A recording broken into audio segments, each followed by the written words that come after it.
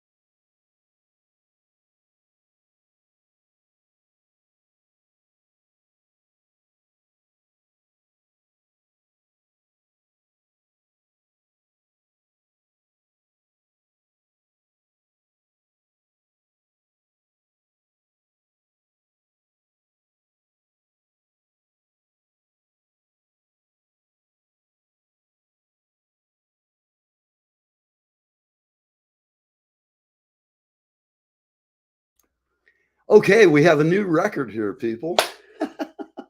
Oh man, I am so sorry. Well, we're getting off. Let's see. We're starting. I actually spoke for 3 minutes without a pause.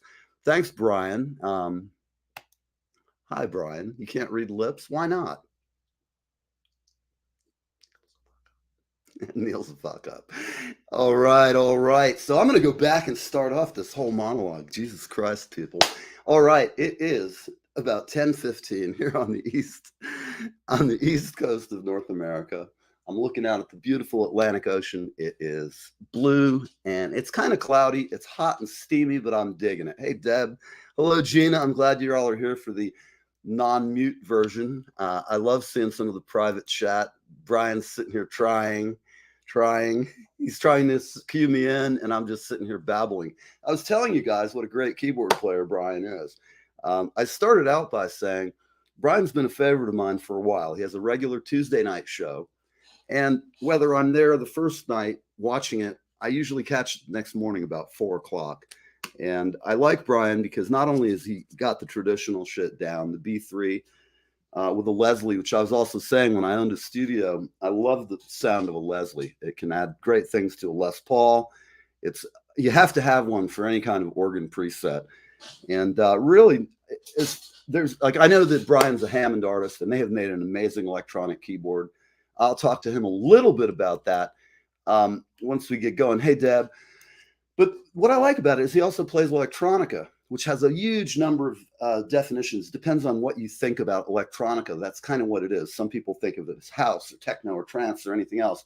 But where Brian approaches it, or I think he approaches it, it's kind of where I did. I learned about MIDI starting in the late 80s. I had a Commodore 64, and then I had an Amiga. I had all kinds of things. I had Performer, I think was what I was using back then. Time eludes me, but I had basically a sequencer and a bunch of little shitty FM tone modules that I strung them all together, and I'd get them all to play things. And over time at the studio, I've always been kind of a nerd, even though I'm not a good keyboard player. I love the technology, and I just dive right in. And when I went and learned, I'm trained on a device that's been gone for decades. I'm one of the last people to have a certification in synclavier from Full Sail. Our class was one of the last ones. And back then it was so cool because what I have essentially in my iPad, I have in this huge beast that costs 120 grand for a fairly simple model of it, had racks of gear, and it had a sequencer, a sampler, and it had FM, and it just did everything you could do. Frank Zappa used it. Stevie Wonder was an aficionado. I love the technology, and I see them out there for sale. And it's kind of amusing to me because you can pick one up probably for around 20 grand. But what I'm going to tell anybody out there, if you're thinking about picking one up, well, if you do, hire me because I'll help get you through the nightmares that will occur. You'll hear all kinds of different technical things get fucked up, fugged up. I'll try and stay above board today. But getting back, Brian has a whole studio MIDI linked together, and you know, it's pretty cool. And I started watching him, and I guess it had to be about 2 years ago, I think. I finally asked Toby Simmons, the wonderful and amazing, to introduce me to him. And I called him up and said, hey, what's up? And we've been friends ever since, and I'm glad to have him here. We're at about 10:07, so I'm looking here, and the video I have queued up has disappeared. So I'm just going to let you watch me find the video real quick. Here he is. And I'm going to go back to StreamYard, which you can see me doing this in real time. Going to go share. We're going to share our screen. You'll see it now. And there you go. Wow, this is getting you. You'll be a technical genius or sub-genius when I get done with you. So here you go. Without much ado, from Rudy Van Gelder's recording studio, here it is, Brian Charette's Eyeball.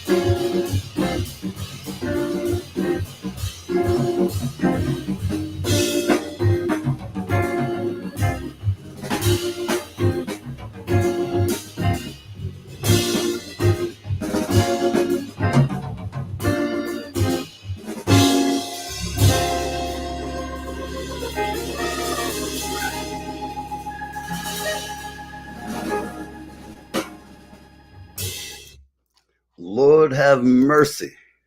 Oh, my Lord.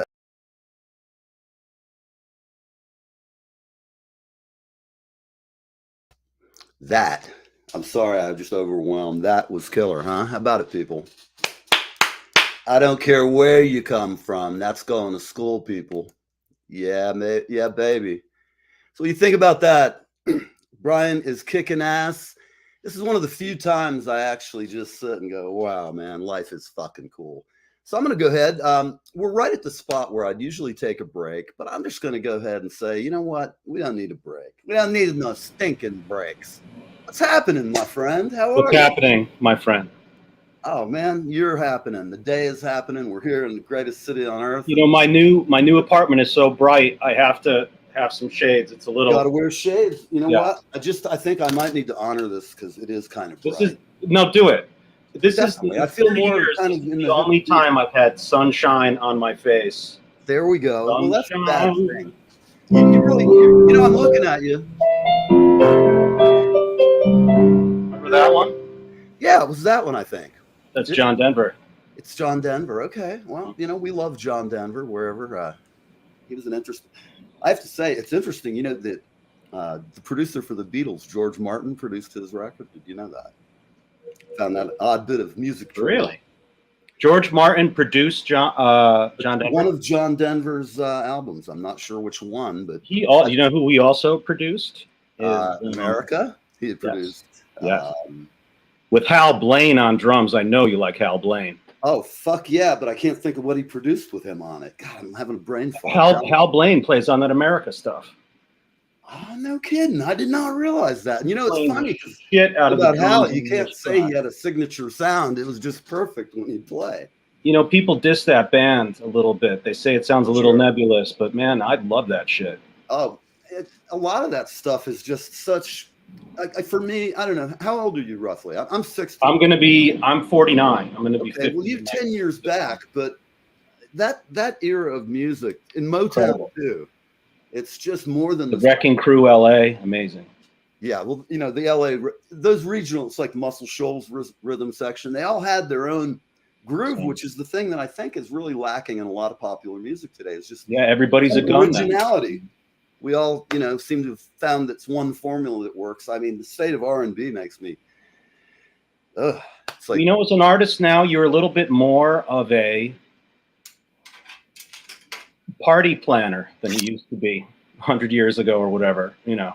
Right. Like you have to think of other concerns, really, that I'm sure artists were not. I mean, who knows? Maybe they were. I think it's a lot different. Just in my own life playing music, it's totally different, you know. So I know the answers to some of these, but some of those joining us don't. When did you start? We'll just do a quick thumbnail of your up from your youth up until you started playing, and then how did this all unfold? Well, I have really terrific parents. They are school teachers, but they really provided a wonderful home environment for my brother and myself. I have a younger brother. And we had a lot of things that were made available to us. My mother played the piano very well. I had a piano in the house. And I would just sit there and play it all day long from very early. About what age did you start horsing around? 4. Wow, that's great. You know, I'm astounded because I started young, but not that young. I was about 8 or 9, and I find it amazing because I know if there'd have been a piano at my house, I would have gravitated towards it. Well, I don't know how serious of a pianist I was, but I liked the piano. I would just sit there and play it all day. Sure. She obviously saw that I was drawn to it somehow, so I started to take lessons with a local piano teacher. His name was George McKinstry. He was a good teacher, very strict. Oh, yes. Played scales. I played in 12 keys. I learned how to read music. And, you know, I actually, for some reason or another, I started to work quickly in music. When I was about 15, I got in tons of bands, and I even started to play with some jazz dudes when I was like 16 or 17. Perfect time. That's when I got infected, as I'll call it. Yeah. I was about that age. This was the Young Lions period, too. It was maybe the late 80s, early 90s. It was a very good time for live music. Oh, yeah. Absolutely. And I had tons of gigs, you know. That's great. And I kind of never did anything else in a way. I mean, I had 1 or 2 jobs in my life that were not music related, but I've been working in music the whole time, basically. Yeah. Well, you're certainly a master of your instrument. And, I mean, you know, I'm a little shy of that word because you know what? I say that with all respect because you really work hard, and I don't use that carelessly. In your case, I think it's deserved, and you know, I'm not one to brown nose. I think you're a great. Well, it's not for us to say; it's for others to say after, I guess. That's true, and probably when we're both dead, somebody will be making money off us. You know, the more, you know, as you go on in life, I'm sure you've had this experience. If you're paying attention, you get a more realistic perception of yourself. Like you're not so swayed by the greatest or the worst things. No, when people now tell me either I'm really good or they think I suck, I don't care anymore. You know, been doing this so long. Anything anybody's had to say nasty, I've probably heard. I might be surprised, but at this point in my life, I don't know anybody who really hates on me that much. Yeah, if you don't do really, I mean, there's always terrible things can happen, but if there's a way to go through life with minimal damage, I think. Absolutely. It's And just when I see the choices some people make, some people choose chaos too. They want to. A lot of people get addicted to chaos and they can't get off of it. See, I am not recovered from addicted. alcohol. I like things very. People who get addicted to that rancor and fighting and carrying on and having a wild and crazy environment. Yeah. You know, I'm going on 4 years sober, and once I kind of just changed from years of the same habits and things, it's amazing how the world just opened up. What a viewpoint. It went from like this narrow casting, almost like a kinescope we used to slick through as a kid when you're intoxicated. So I got to tell you, when I came out of recovery, out of the hospital, and I'd done some damage to myself, I came outside and I could hear birds. I could hear everything sounded and felt a little better. But it took me a while to kind of get back into being the maniacal guy I am. I was very quiet for a long time and going out to gigs and stuff. It took me a while. And I was just afraid that going out and hanging out and doing all the same shit would. Well, they go together, sadly. They do. And if you want to be successful, if you're a musician, I'll just say that and we'll get back to Brian's music. If you got a problem, so what? Lots of people have it. If I told everybody has problems. Exactly. And if I told you the list of people I know who are sober, I would even go as far to say as everybody has drug problems. I would say some. I don't even mean, I mean everything. Somebody is taking something, you know, to absolutely to ease the pain of life or give us a little artificial joy. Look, man, we all know sometimes life sucks, people. And you know, I've always said when it's bad, embrace the suck for a while. You'll get through it. It's going to stop. Things can't go on forever.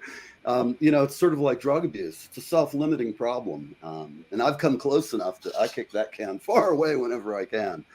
But getting back to you, when you're in your teen years, you started gigging and you've lived in New York your whole life. Is that correct? I didn't live in New York my whole life. I'm from Connecticut and I moved here when I was 21. Okay. Well, smart move. I always say the smartest people, if you're in a suck place, fucking move. I lived in Tampa, Florida, and don't get me wrong, it's not a suck place. I love it. I have lots of friends there, but it was either New York, LA, and I had some cousins up in my uncle rather up in North Jersey, and I said, well, I'm going back to Jersey. I like it here. It depends what you do. You know, if you're in the arts in the United States, you got a few choices. I mean, you can do it anywhere, but to me, from all the places that I've ever been, New York and Los Angeles for the most amount of opportunities. Most opportunity, and it's also where you go and you realize when you're a young person, well, you're not all the shit you thought you were out to be, because you look around at the quality and you go, wow. And then maybe you get slapped with the nepotism fish where like Gene Simmons' niece or nephew gets a gig because he didn't get it. It's just the way that it is. And it's a winnowing process. The best sort of crawl their way. It's like that one sperm. Because across, I'm going in, baby. Yeah. And then hopefully you survive it and you can survive all the crazy and the crazy people. It's a hell of a lot of fun, but you got to be careful with it. It's powerful medicine, as they'd say. Yeah. Yeah. So, hell, you want to play some? I can. You know, I don't have great audio here. What do you want me to play? Do you want me to play piano? Yeah. Why don't you play piano, or can you play any B3 today? What have you got for your palette? I can't really. The problem with the B3 is through the speakers, you can't hear really the low end. It doesn't translate. Right. In here, I get it. And, a little better on piano. Do you have a request? What would you like to hear? Oh, let's see. I'm going to throw you something weird. How about the Pink Panther song? A very odd song to pick. I don't know. Can you do Which one is that again? The Pink Panther song. Here we go. With Brian Charette.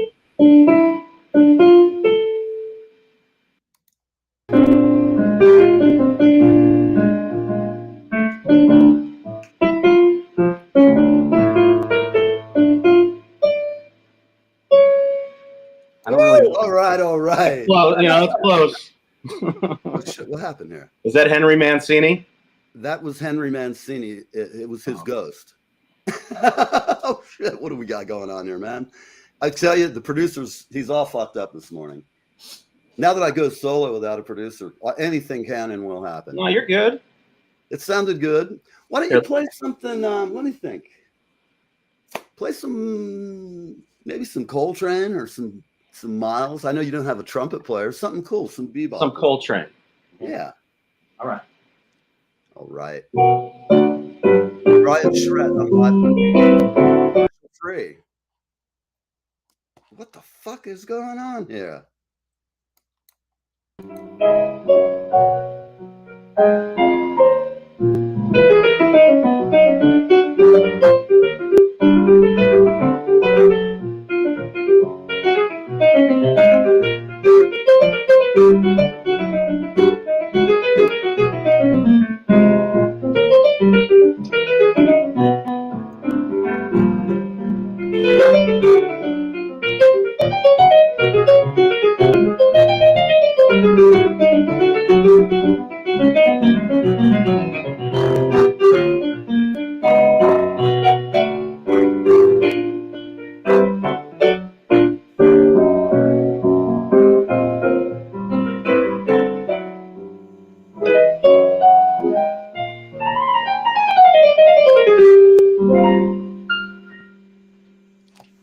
Very nice. Very nice. You know, how much you need to have a jukebox at home where people can pop in the credit card and hire you to play at their event. How about I'd that? love to. Well, I kind of do that. I just don't have all the Zon machine stuff. God. Everything else I do. Well, I like requests. I like requests, though. You know. Right. I have somebody who's offended with us because of our comments about drug problems. What did I say? Mine, but you know what? I'm glad you don't have any drug problems. Don't get upset. And you know, you're my friend, but you're missing a good show. So fuck off. Yeah, I didn't mean to offend anyone, obviously. You know, people take things so seriously sometimes, and I just go, you know what? We're having a nice, friendly chat. Whatever bugs up somebody's butt, I can't deal with. I just don't. I mean, if you drink coffee in the morning, you're on drugs too. By the way. Yeah, people get upset because they think that everyone's so stupid they can't tell when we're kind of making a joke, and I find that annoying as hell. Even amongst people I love, it's just like, you know, please, people. Anybody who knows Neil, I piss somebody off every day. I piss somebody off as much as I can generally. Well, I try not to, but I think that even makes it worse, actually. Well, you know, I think sometimes you just got to call it like you see it. And I have friends who disagree with me about all kinds of shit, and I still love them, you know. It's also okay to disagree. You know, not everybody has to get crazy, too. Isn't that an interesting part of life that, like, somebody gets up on a Friday, our little exchange we had, it's somebody I know and I like, who I think's a good, smart person. Some days we all get up out of bed on the wrong fucking side of the bed. And my friend, I think, did this morning. And I'll call him after the show because I care about what people think about the show. I also care about what people think is funny or not funny. And when they get all pissy about it, they're a target. I'm surely sorry and didn't mean to offend anyone. Well, it wasn't you. It was me, I'm sure, because I'm definitely an offensive character. So I try. I have a degree in it. I've got a doctorate, and that's my job. So, you know, if anybody wants a doctorate in offending people, you know what? If I haven't pissed off Toby. One person on every Toby knows everything about it. Toby knows. Toby should be the queen of planet Earth. Toby, I'd take her for president, man. I'm rolling. That's what I'm saying. Definitely. So, hey, maybe we should write a theme song for Toby's campaign. Okay. Here we go.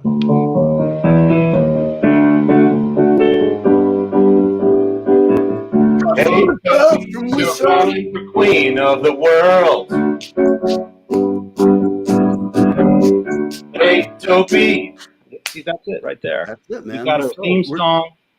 Hey, you know what? When they call and say that we've violated copyright, I'm going to tell them. Oh, Jesus, we probably pissed somebody else off now. I know.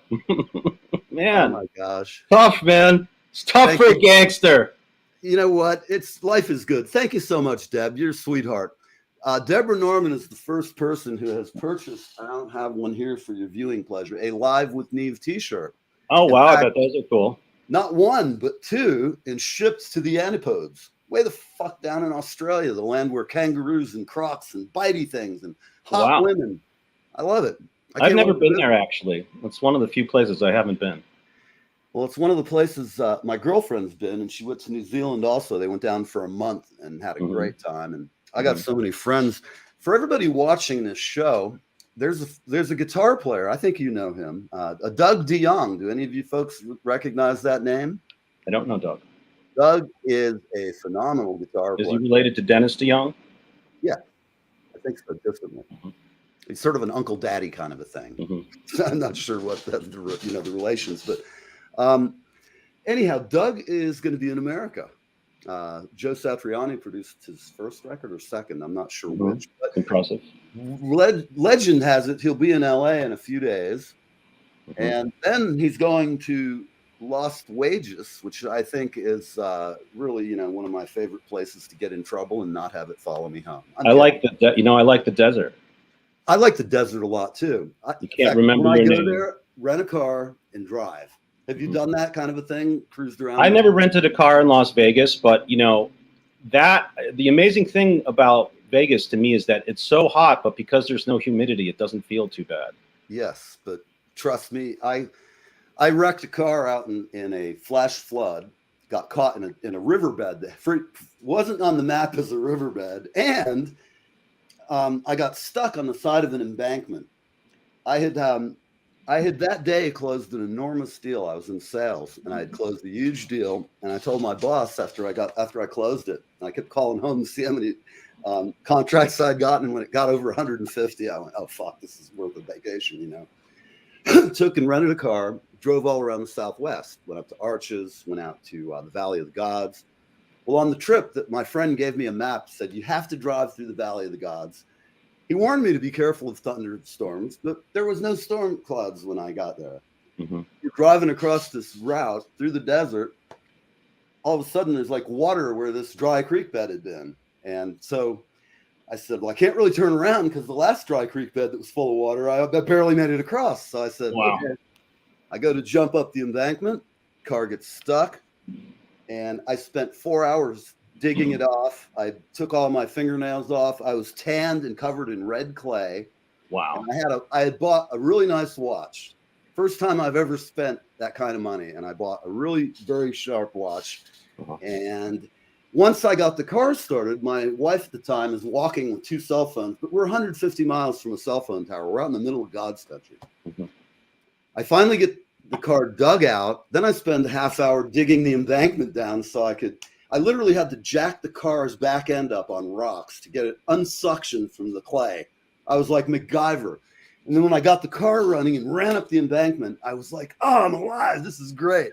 I'm driving, find my wife like 3 miles down this trail heading towards the nearest main road, which is it's the road featured where you got a guy in a semi chasing you. Like in the 70s, and he's just like tormenting you for 100 miles, and there is nowhere to go. Like you can go north to like Route 80 or something. But at any rate, Vegas is fun. He's going there, and to get back to Doug, Doug hopefully won't be doing any excursions around the desert. If he does, I have other skills, but landmarking and not making the same mistake twice. Always rent a 4-wheel drive, people, if you're going to drive around. Veronica Ebert. All right. Yes, she's another one of our fans from Australia. She's a terrific artist as well. We've got, I think we should go on tour down there, Brian. Just you and me. It's make it happen, man. I'll go. We're going to go down there and tear it up. We'll get Doug DeYoung. We'll drag in some bass player, and we'll go from shantytown to shantytown, singing for the blues. Be like a mission from God. I could do that. I mean, I don't know if I sing too good, but. Yeah. I'd go down there, and they tell me they don't have any toad licking opportunities. Toad licking? Toad licking. A friend of mine went down to South America. He's kind of an interesting character. Because he likes to lick toes. He licked toads, got all baked out. He's the kind of guy who'd probably try any damn thing. I don't want to be licking too many toes. But he told me that the toad, I don't know, he may have licked toes too, for all I know. I'll have to ask his girlfriend. But at any rate, he told me he got quite baked off it. Hallucinations, the whole bit. Oh, I see. He became a shaman, and I'm not making this up, people. He's one of my very favorite people in life. It was just so clay of him to become a shaman and start a scheme where he would bring tourists and crap down to South America to do ayahuasca. Oh, my friend Jay is correcting me that it's a toad. Okay. Thank you, James. See, I've never done anything like that. I've never done any hallucinogenic or I guess hard drugs. I'm too scared of them, really. Don't worry. I got it covered. We're bringing a team of psychiatrists with us. We're going deep into the Amazon. I've gotten as frisky as I'm going to get in my life, I think. I love it though. I've got Toby here as my stage manager, telling me to move it along. Come on, move it along. Toby said to move it along. Oh, man. That's the joy of this show. Deb, don't worry. Toad's not on the highest list of my ideas. Something to lick. What can I tell you? There's a lot better. Well, now that we know that everybody is hallucinogenically safe, what are you working on right now, man? What do you got new that's coming up? Well, I am going to go to the Midwest next week, which I'm really looking forward to. Mm-hmm. I'm going to play the, I think it's called Jazz Fest Michigan. It's the East Lansing or Lansing Jazz Festival. We were supposed to play in 2020, but obviously got canceled. Yeah. So we're going to go play there. We're going to play in Detroit at Cliff Bell's. Oh, one of my co-hosts, I'll have to have him come out and see you guys. Yeah, great. That is on the 4th of August at Cliff Bell's. Very nice. And, I go with the drummer I play with a lot, Jordan Young, is from Detroit. So we have like a little home base there. It's really nice. We go there pretty often. And it's just going to be for maybe 6 days. We're going to go there. Mm-hmm. And then I'm going to be in Europe most of the fall. I'm going to play in the Czech Republic, a tour with Otto Hainitz and Ocean Roberts. We have an organ trio in the Czech Republic. Mm-hmm. And then I'm actually playing classical music in October with the Modern Art Orchestra in Budapest. I'm playing Via Crucis from Franz Liszt. Wow, for anybody out there thinking that they want to do something really impulsive and get a ticket and fly over to fucking Budapest. Yeah. Private message me. You never know. I'm kind of That's October 8th. October 8th. And it's going to be in St. Stephen's Basilica, which is very beautiful. Yes. October 8th. So that's going to be very elegante. I'm going to have to. It's pretty thick. That's pretty freaking cool. So they usually do very unusual arrangements. And, Franz Liszt's music is notoriously difficult, but this is not so bad. But it's we talked about this yesterday because that's the first thing It's a lot of music, though. I mean, you can see it's it's 45 minutes long, so it's quite a undertaking. Right.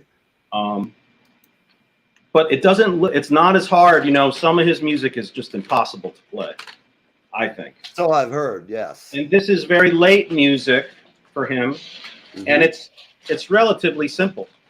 Very cool. So, but it's a beautiful piece of music for organ and for voices. Okay. And I might even play B3. I might play pipe organ. I might play both. I don't know what's going to happen yet. That's great. I once did a sound renovation of a sound system over in Pennsylvania. It was one of the oldest churches over there, and they had a pipe organ. Mm-hmm. While I was there was a young lady redoing the entire pipe organ, all the valves. Very, very limited amount of people who can do that in an organ that way. And a lot of those organs are in I don't do it as much as I used to anymore, but I used to play in a lot of churches in New York, 15 years ago. And I played on the stone church on Bleecker called Our Lady of Pompeii. Do you know that big stone church on Bleecker Street in West Village?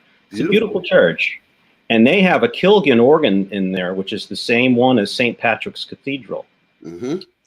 But the organ sometimes it would have things wrong with it. And you would be in the middle of the mass and the thing would just freak out. It'd be and you would have to try to get it to stop doing that. Wow. Which was not easy to do. No. Amazingly complicated thing. People don't realize back in the day when they built those things, that was just. Have you ever seen I actually played a Silberman organ. Have you ever heard of those? Those are very early European organs. They would have people in them, so they didn't have any machine to make the bellows. So they would have two guys in there going like this to pump the air. It was engineering wise, really incredible. Yeah, they really did have. Actually, it's funny. Somebody just asked you.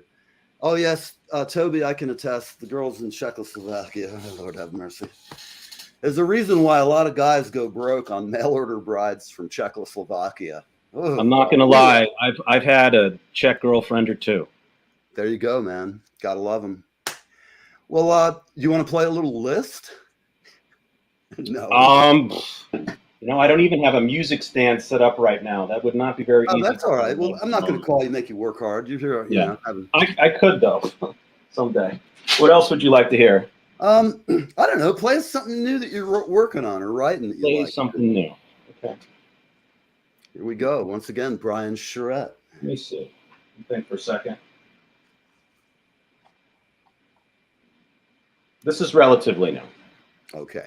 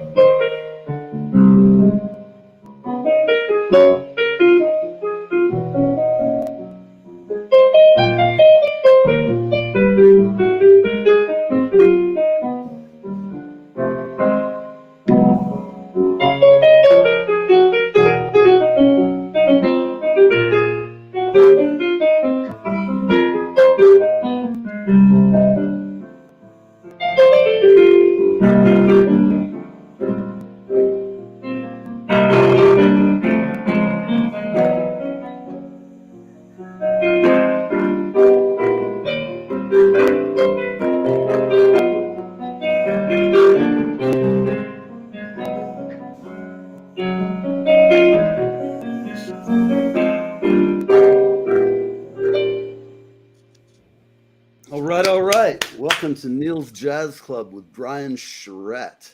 That's called Slasher. Slasher. I love it, man. Now it has chords with different bass notes. I really, that was cool. I like that. It's the least violent kind of slashing. Yes.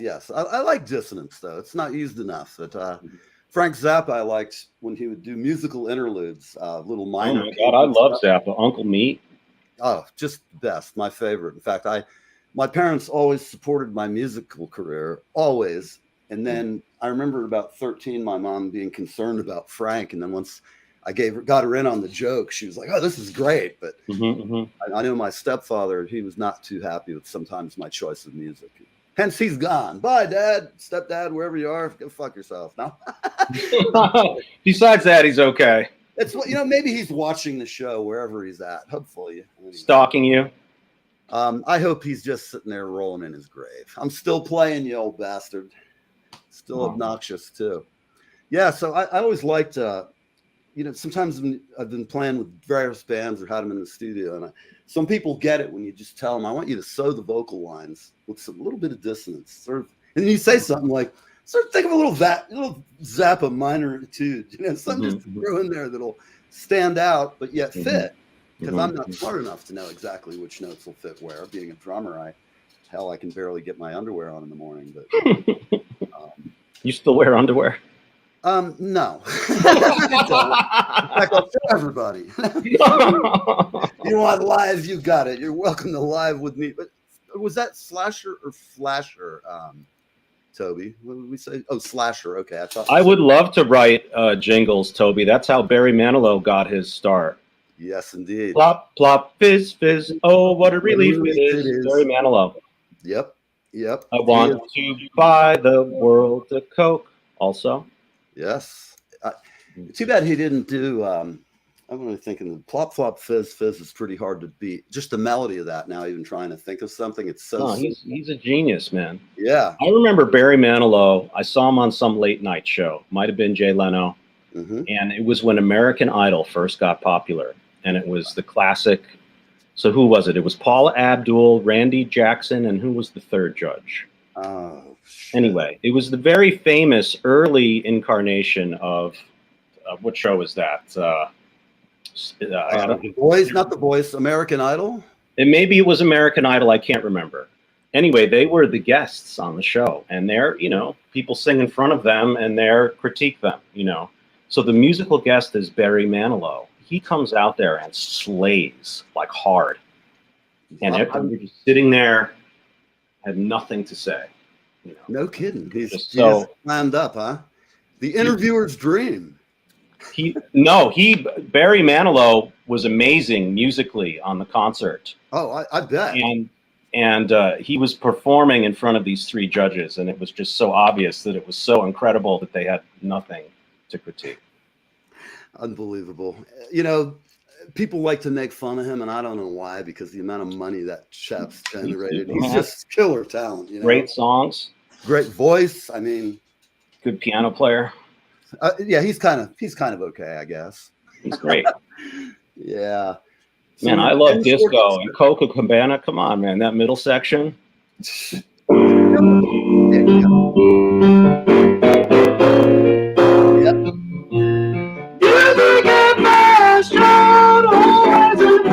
That's sick. Yeah, you're right. I didn't even think about that, but that's true.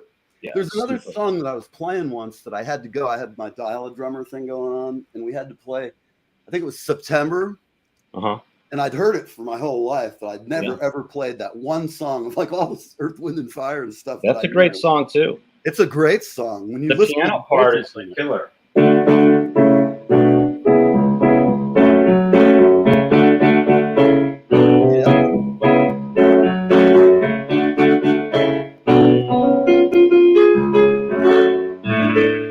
There's a lot going on in that too. Totally genius, Yeah, that's a great tune.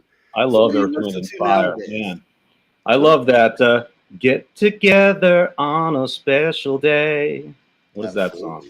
Nice. It's like just great stuff. Oh, here we got somebody talking about Randy Newman, another New York guy I just love. He's hysterically funny, and I actually got to play with Randy Newman. Did you? Tell us about it. It was years ago. It was at the Kennedy Center. And it was the Mark Twain Awards. Do you know the Mark Twain Awards? Yeah, I sure do. So they were giving a Mark Twain Award to Steve Martin. Wow. And Randy Newman was one of the musical guests, and we got to play a couple tunes with him. There was amazing people on the show. Paul Simon was there. Wow. So we played with Paul Simon and Eric Idle, and they did a song from Spamalot. Really? Wow. Spamalot, what year would that be? Is that late 90s or 2000 or something? I don't really know. Yeah, 98, 97, I think. And we got to play with Steve Martin. That's great. Plays incredible banjo. That's what he really was in the beginning, banjo player. First when he started playing, I kind of was like, come on, Steve, you're the funniest guy, And then I heard him and I went, all right, take your pill and shut the fuck up. This guy's really got it going on. He's a really bright guy, He acts well in those movies too. He's very, very bright, obviously. Absolutely. Absolutely. Well, what's cool? I think this is the first time I've ever done a show, other than maybe Lee Sklar, we did it, but I think it was at the end. This is the only show where I've just said, commercials be damned. They're not bringing. Oh, no. Do we have to take a commercial? Take one. No, I don't. Because really, our conversation, I hope for the people watching, is more interesting than, like what commercial I'd run. They're okay. I've got some great guests, but, a lot of times when I do the show in the morning, it's a lot more. You've seen it. It changes. The show can evolve and change. Different guests. It's kind of a different vibe. I like some of your wild people. They're funny as hell. They're great fun. I mean, when I have Julie or Sam or Irish on with me, we have some really good times. And I feel it's a little weirder from a host perspective when I do it alone, because I really like having people in here. You kind of feed off each other's maniacal energy, and it just can get the potential for getting out of hand is good. And I have a feeling if I was still drinking, I know it's about 9 a.m, I could be on my 3rd or 4th whiskey, and we'd be having a great. By 9 a.m, that's pretty good. Not bad. That was kind of a sleep-in kind of a day. What kind of whiskey did you like? Oh, I like good shit, Knob Creek, or any kind of bourbon. Yeah. Light your guts on fire. And see, I only drink clear alcohol. I learned that too. I used to think that people can't smell vodka, but they can. No, yeah. Really, especially after you've had a bottle or two. That's when I'm usually. Well, I don't have a bottle. It's amazing how many gigs I did that I didn't appear to be like completely out of my mind. And I still somehow had some inner power of Yeti stench or Jedi stench or something and could keep it up. See, But I really can't. I can't play if I'm drunk. If I'm like noticeably impaired, I almost never get that way. First of all, because it just feels so terrible to me. You know. Yeah, well, to me now, I mean, the thought of what I used to do for fun, I just go, oh my God, no wonder people used to freak out. You know, something about jumping off the third floor balcony into the pool is so old and rock and roll. But did you ever do that? oh yeah, I've done a lot of crazy things in To my me, day. I'm not. And I didn't get injured either. I just jumped out of the pool.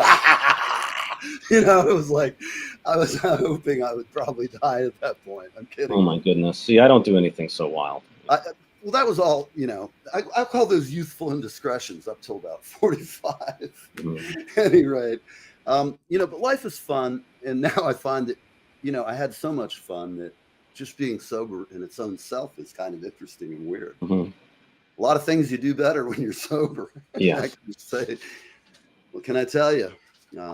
Life gets better. But, you know, I hate to tell you, I'd hate to play in front of a totally sober audience because they'd all be sitting there looking at their phone like they do when I'm playing. No, I'm kidding. Yeah. You know what I mean? That's to me the worst phenomenon of being a performer in today's world where, like when I used to see Frank Zappa play, I would be glued to Wackerman or Vinny or whoever was playing drums, stealing in my head every possible permutation of the 7/8 time signature that they were. No, audience is very distracted now with the devices. It's just like, could guys, how about this? Everybody, you all have a $10 bill in your pocket, right? Okay, come on, get an usher. Come on, it's collection plate time. Load it up, put it here. Give me your cash. I'm going to put it in my pocket. At the end of the show, if you make it back up to the stage, we'll give it back to you. Think of it as the pre-tip program. As long as you don't have a cell phone in your hand. There's no real answer to it, though, because, you know, ultimately people have... They're here to stay. I don't know. I think people would, if you actually said, I mean, Led Zeppelin could be playing, and there's diehard people who would be out there with their phone trying to videotape it instead of trying to watch it and actually remember it one day. Yeah. I mean, I can remember like set lists of some bands I saw back in the 80s, you know, the majority of it. Nowadays, I'll ask anybody watching, this is just a general question for a music-oriented show. Who is the latest gold record winner in the past 3 months? Can anybody name one? I cannot. Anybody? I'm going to open this up. If you can name one without looking at Google, and I'm not giving you a t-shirt if you cheat. Don't be a dick. You get a t-shirt, though, for free. I'll even hand deliver it to you if you live in the New York area. Bruno Mars? He hasn't had a hit this year. Okay. That's a good guess because, truthfully, we show our age. It would be some rapper probably that I don't know. And I like rap. Not all of it, but I like it, enough of it that I can tell the real shit from the good shit. I don't know a lot of new groups. I mean, there's so many groups, it's hard to keep up on all of them. I do like Hiatus Coyote very much. Do you know them? I do not. I'm going to make a note and check them out. They're from New Zealand or Australia. I know you're not supposed to mix those up, so please forgive me. No angry comments. No. Hiatus, what are they called? Coyote. Hiatus Coyote. Very good. I like that music a lot. Give us a little description. The lead singer's name is Napalm.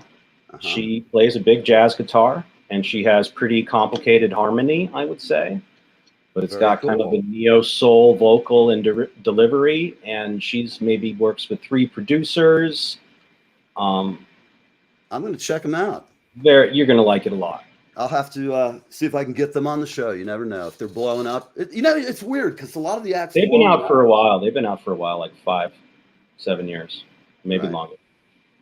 Well, I've like been in a vacuum as far as New Zealand music. We had a friend of mine who we tried to produce a couple from New Zealand. Great voice, young singer. She's blonde, beautiful, had a sweet voice, face of an angel. He was a good-looking Aussie, handsome guy. Chicks would love him. They were a duo. In fact, the last concert or gig I did before I got sober, I played a gig and had them open up for us. And then we sent them airplane tickets. They were coming back. We had a studio here in Asbury Park booked, and they got to LA and got sent back. No explanation. Suspicion of drug smuggling. The Uh-oh. guy, not a drug smuggler. He's a guitar player. He didn't even have enough money to buy his own drugs, and we had no idea what. And Wow, that's a bummer. so we successfully sued United and got the cash back because they did not follow the terms of the ticket. He was supposed to be delivered to New York Airport, JFK, and he was not. He was deplaned. And so we got our money back. You know, once we threatened to sue them, they sent us, $4,000, I believe it was. But some crazy shit in the world. But yeah, he is in New Zealand. That's where they both are. The other thing that happened was she met another guitar player and got pregnant. So needless to say, that was a project which we did a lot of pre-production. It was kind of a bummer because I've got I don't know, there's a couple of grand of recording my friend paid for that sitting there, and it's a bummer. But it's time to make another record. If you do one and it doesn't do well, just get working. Do a little better next time. It's always been my theory, Here's a question before we're going to get ready to go. You sit. I just asking you this as a musician, because when I produce other people's stuff, you spend so much time, you're engrossed in it. But once it's done, once I've signed off on the master, when it comes back from mastering and I'm all happy and tingly about to get paid, I never listen to him again. I got a whole stack of stuff I've done, but very rarely, unless I'm talking about someone with someone who we love that person or did something together, well, I put it on. It's usually just because we'll go, oh, you remember the bitch and sax playing or whatever. But I just find that once you're done with it, it's like so stuck in your head that I don't know. I just find it hard to listen unless I'm at a gig. I listen to some of my older albums sometimes. Do you? And do you? I don't listen to them a lot, But do you? Are you usually happy, or like myself? I find things that I like a lot, and sometimes I find I never like it better than I remember. I never feel bad about my playing. It's not to say that it's perfect all the time. I just don't. I used to really agonize over it. I just don't anymore. Good thing. Yeah. I think being too self-conscious adds to a lot of. I mean, it's just not perfect. Neither am I, and we're doing the best we can. I think when we're grabbing for a lick, like you're playing along and you're in the zone, so to speak.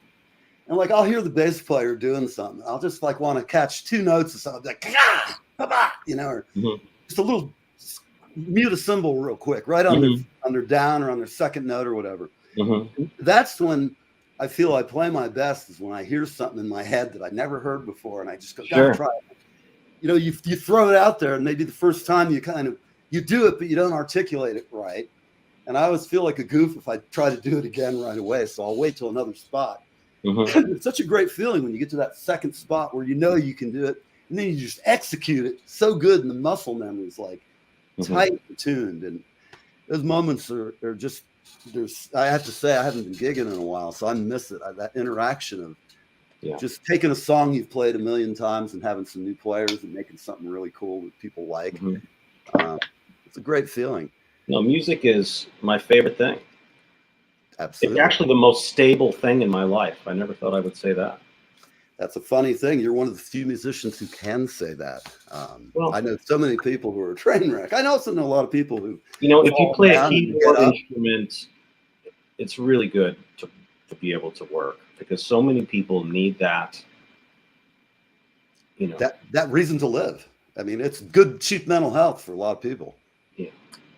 Well, if you're a musician, it's not really cheap, because nothing worth doing is cheap. Well, we're going to be heading out of here. It's 11 o'clock. I appreciate so much you coming on and hanging. Oh, likewise. It's great. And I've got to just get out more. The truth is, I really need to get out and hang with you. It's funny. We must have crossed paths 1,000 times when I had the Roxy Hotel as my, it's kind of my haunt. When I was working, I play there all the time now. I know you do. And I'm just not in the city much anymore because I don't have to be in there 4 days a week. And, but that was my go-to place because I could just go in and get a room. And I used to kind of go in there and harass Weinstein when he'd be in there occasionally. I just walk by and make snarky comments to some hot chick, and his bodyguard would give me a look. I'd be like, don't go out with him. Come with me. You'd have more fun with a drummer, and they'd be like, he's not a handsome man. And he's not a nice guy either, Good tipper, though. Definitely a good tipper. But I don't know. It sort of seems like Howie's party list has sort of shrunk. I don't know. His guest list, wherever he's at, not doing too good. He was. Is he in jail? Yeah. Yeah. So there you go. I think they took him to L.A. and now they're gonna, now that they've got him in jail forever, they're gonna like add another 100 years. Mm-hmm. Well, where do I go? Do I want to go to Sing Sing or do I want to go to? I'm always amazed when people that have so much power that don't need to abuse their power at all. Right. Do. Like a guy like what's his name, Keanu Reeves. From everything I read about him, the guy's just a chill dude. I think he's very nice. I think he's got incredible martial arts too. Yes. I don't know if you watched The Matrix. Parabellum, the third one. It's like really. It's my favorite, man. I'll have to check it out. I haven't seen the third. Excellent. Well, all right, everybody. I'm going to sit here and just call something up. Look, guys, everybody who watched today, if you've talked, right here, Toby has done. She's such a goddess, man. God, I just love her.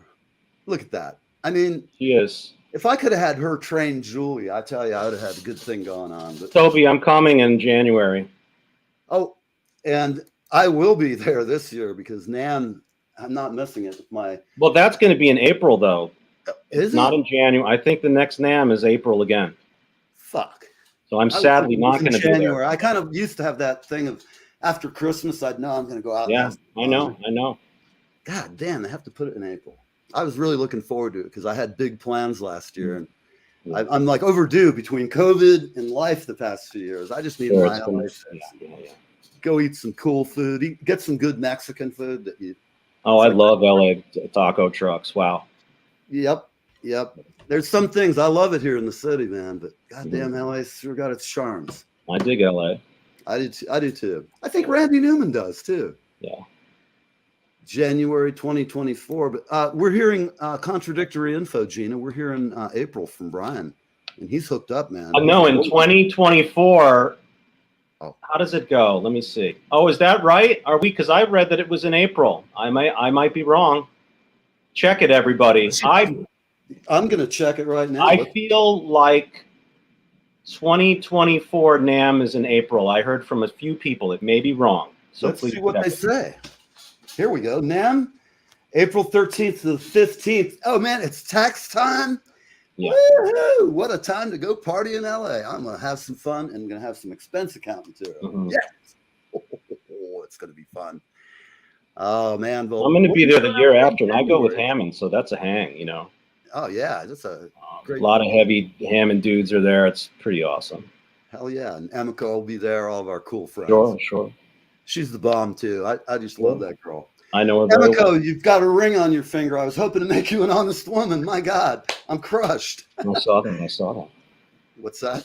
I saw that she's getting married, yeah. Yeah. Congratulations to you, You're great. And I tell you that husband better take care of you. We're New York guys. You don't want me and Brian to come out there, talk to him. Look, he's already got the hat and shit. Get my glasses. I'm going to call a couple of Italians, and you're going to get the cement shoes. You're going to go take a ride with me. We're going fishing. Get in the car. No, you don't need nothing. You just come with me. I'm paying for everything. Forget about it. All right, everybody. This has been a great and fun show. I haven't had great to see you, pal. Great to see you, Brian. You're great. You're a great hang, and I'm going to see you. I'm going to bring you up and find out where you're at. I need a New York fucking night out. Everything is always on my website too. Cool. Very easy to find me, or my Facebook. I'm always putting where I am playing and stuff. Indeed. Well, everybody watching, thank you so much for watching. I really appreciate it. Thanks, everybody. There's been times I've just said, why am I doing this? I'm sure some of my fans say that too, but I do have fun, and you're all great. Thanks a lot for watching, and I'm out of here. Cool. See you later.